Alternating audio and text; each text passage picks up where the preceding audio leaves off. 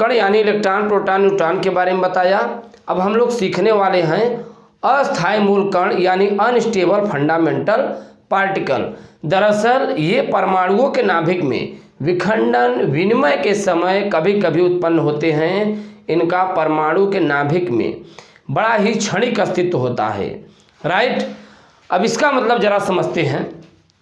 आप जानते होंगे परमाणु सूक्ष्म गोलाकार विद्युत का उदासीन कण होता है। परमाणु के नाभिक में बच्चों न्यूट्रॉन और प्रोटॉन स्थित होते हैं। वृत्ताकार कक्षाओं में इलेक्ट्रॉन स्थित होते हैं। तो ये सब अस्थायी मूल कण हैं जो कि नाभिक और नाभिक के बाहर उपस्थित होते हैं।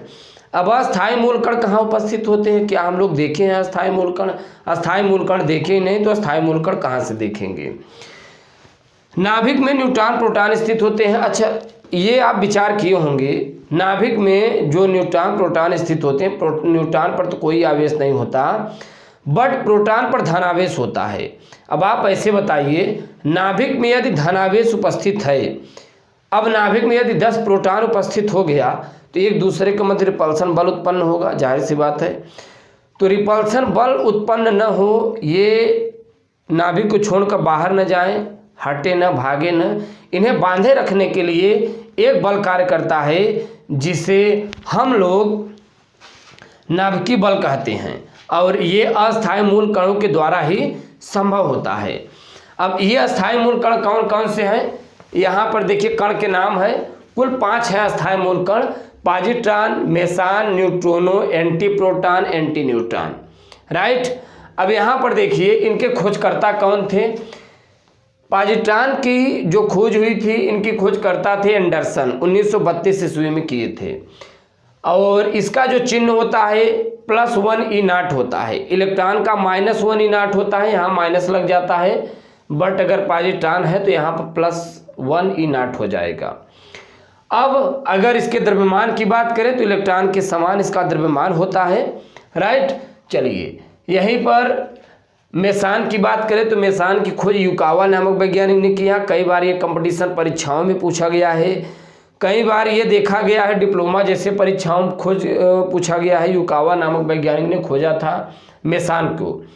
इनका सिंबल क्या होता है? π+, π0 और π-। ये चीज़ें आपको ध्यान में रखना है, युकावा ने खोजा था। और यहाँ पे पॉजिट्रॉन खोज एंडरसन ने और यहाँ पर मेसान खोज युकावा ने किया। इसका जो द्रव्यमान होता है वो इलेक्ट्रॉन से 200 गुना अधिक होता है। अब हम लोग जानते हैं न्यूट्रोनो। न्यूट्रोनो की खोज पॉलिंग नामक वैज्ञानिक ने 1927 में किया था। राइट, इसका जो सिंबल होता है न्यू होता है। द्रव्यमान अनिश्चित है, अभी तक इसका कोई द्रव्यमान निश्चित नहीं किया गया है। राइट, अब यहाँ पर ध्यान दीजिए एंटी प्रोटॉन। एंटी प्रोटॉन की बात करें तो ये कण है एंटी प्रोटॉन। इसकी खोज सेंगरे नामक वैज्ञानिक ने किया था।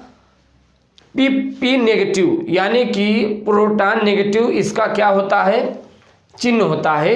इसका जो द्रव्यमान होता है प्रोटॉन के समान होता है। एंटी न्यूट्रॉन की खोज कार्क ने किया था 1956 में।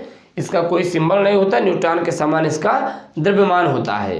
तो बच्चों इस प्रकार से हम लोग positron, meson, neutrino, anti proton, anti neutron के बारे में सीख पाए। यहाँ तक कि इनके डिस्कवरी के बारे में भी हमने जिक्र किया।